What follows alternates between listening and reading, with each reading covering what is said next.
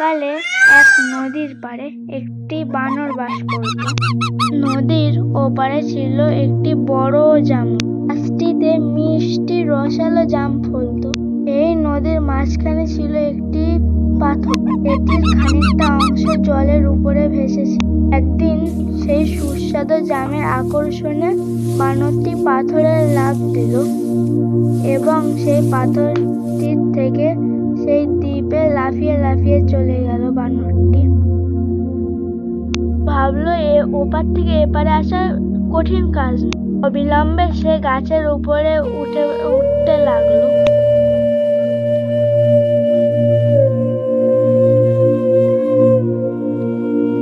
এবং সে জামগুলো খেতে লাগলো। নদীর এপারে তেমন কোনো প্রাণী ছিল, তাই তার আর বেশি কোনো বিপদ ছিল না। নদীর ওপারে একটি কুমির বাস করত।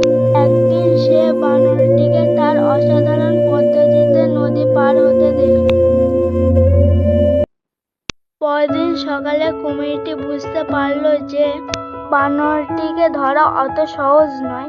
বানরটি নিমেষের মধ্যে এপার থেকে ওপারে চলে যাচ্ছে, তাই তার পাথরের উপরে বসে বসে ভাবা ছাড়া আর কিছু করতে পারল না। তাই সেদিন তাকে শিকার ছাড়াই বাড়ি ফিরে গেল।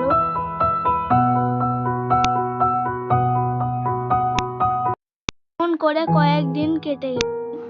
বানরকে ধরার জন্য বহু ফন্দি আসে, কিন্তু কিছুতেই কিছু কাজ হলো না। বানরটি সববারই তার খপ্পর থেকে পালিয়ে যাচ্ছে।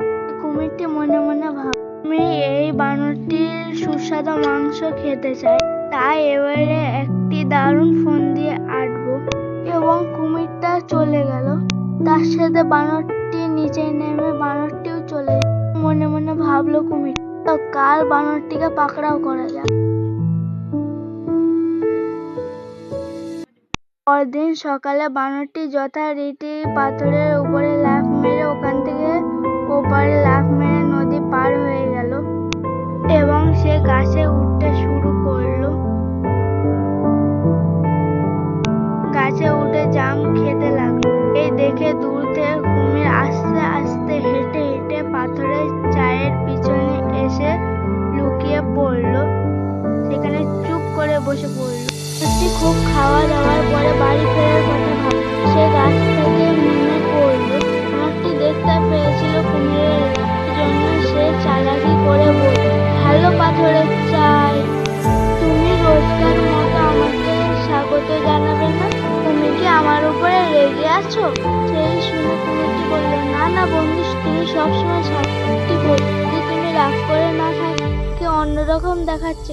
এটা শুনে কুমিরটি অধৈর্য হয়ে জলের উপর থেকে উঠে পাথরের উপরে উঠে বলল, ওরে বোকা, পাথরের চাই না, আমি ছিলাম ওখানে, আমি তোকে খেয়ে সাবার করবো। বুঝতে পারলো অন্য দিনগুলোর মধ্যে আজকে বাড়ি ফিরতে পারবে না। সে আর একটা ফন্দি আঁটল। বললো, বন্ধু কুমির, সরি, কিছু মনে করো না, আমাকে ধরার জন্য এসবের কি দরকার ছিল? শুধু চোখ বন্ধ করো, আমি তোমার পিঠের উপরে লাফ দিই। লক্ষ্য করেছিল যে কুমিরটি যখন চোখ বন্ধ করে তখন শুয়ে পড়ে। কুমিরটি জানতো না। বানরের পরামর্শেই খুশি হলো। বুদ্ধিমান বানরটি দ্রুত লাফ দিয়ে ওপারে চলে গেল এবং বড় গাছটির উপরে উঠে পড়ল। নিজের ঘরের নিরাপত্তায় সে বসে পড়ল এবং কুমিরটি অনেক রেগে গেল। বানরটি গাছের ডালে বসে বসে কুমিরটিকে উপহাস করে বলল, ওরে বোকা কুমির, তুই কখনো আমাকে ধরতে পারবি না। সন্দেহ নেই তুই যে আমার থেকে বড়, তুই বড় বোকাও বটে।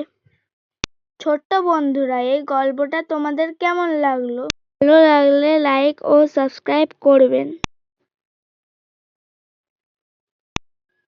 বানরটিকে ভালো লাগলে সাবস্ক্রাইব ও কুমিরটিকে ভালো লাগলে লাইক।